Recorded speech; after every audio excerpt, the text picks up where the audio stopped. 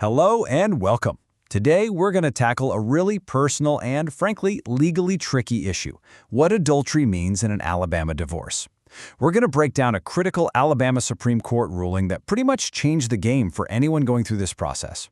Okay, let's just dive right in with the number one question we hear from clients all the time.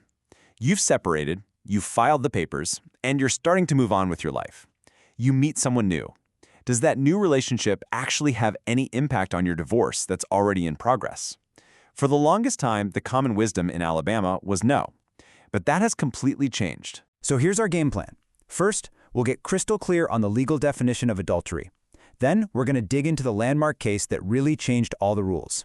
From there, we'll look at how this can actually impact your finances. And finally, we'll wrap up with 4 key takeaways to help you navigate all this. All right, let's start at the beginning. What exactly is the legal standard for adultery here in Alabama? It seems pretty straightforward, right? But the legal definition is very, very specific. It's voluntary sexual intercourse of a married person with someone who is not their spouse. And, the 2 most important words in that whole sentence are married person. Why? Because in the eyes of the law, you are 100% married right up until the moment a judge signs that final divorce decree, not a day sooner. And this definition, it has real power. The Alabama Code itself actually lists adultery as a formal, official reason for divorce. This means it's not just about hurt feelings or being upset.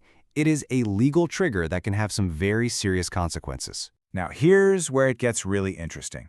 How high is the bar for actually proving adultery in court? The courts get it. They know that direct proof, like an eyewitness, is almost impossible to get. So they rely on what's called circumstantial evidence. Think texts, photos, suspicious trips. But, and this is a big but, it can't just be a gut feeling or a mere suspicion. The evidence has to be so strong that a reasonable person would look at it all and conclude that adultery was, and this is the legal phrase, a necessary inference. That's a very high standard to meet. So with that legal standard in mind, let's turn to the case that changed everything: the Grimmett ruling from the Alabama Supreme Court. This timeline is absolutely crucial. You have to pay attention to the dates. So, Jason and April separate in November. Jason files for divorce in December.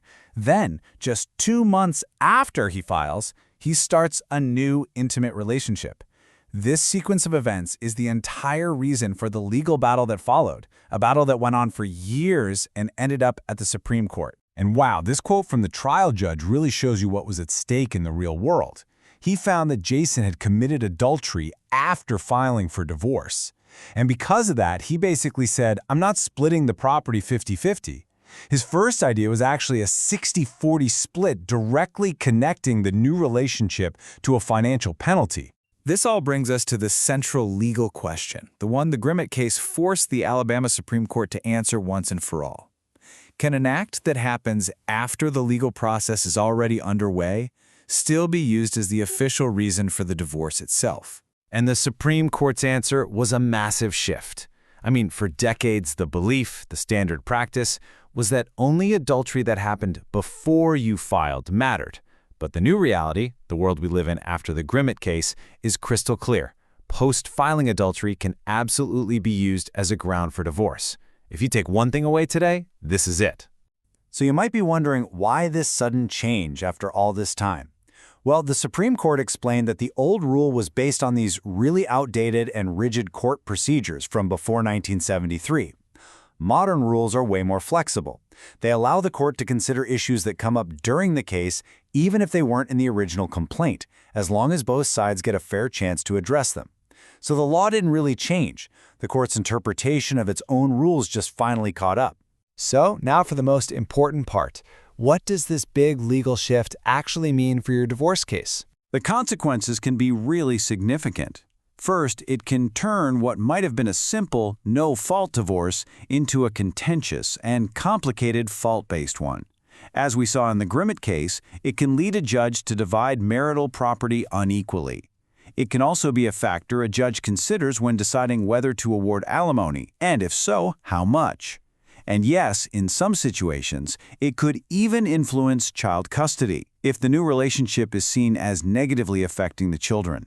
And let's not forget this number, 60-40. This was the trial judge's initial reaction in the Grimmett case. Now, the final division was different, but this 60-40 split is a stark, powerful reminder of how a judge can use their discretion to financially penalize a spouse for post-filing adultery. It makes that abstract legal idea of an inequitable division feel very, very real. Okay, this all leads to one crucial question. What should you actually do with this information? Let's talk about the practical steps you can take to protect yourself. All right, I want you to remember 4 critical rules to live by.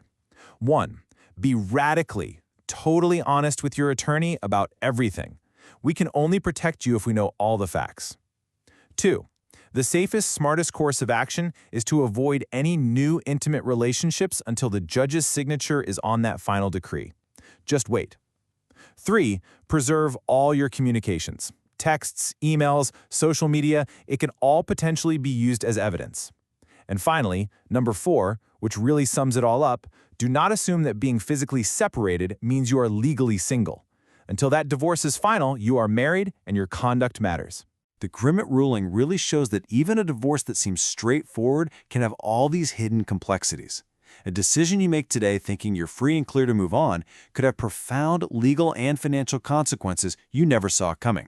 Because of these complexities, navigating a divorce is just plain challenging, but you don't have to figure it out all by yourself.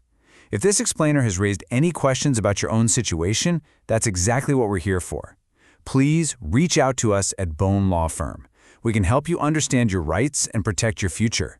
Thank you for watching.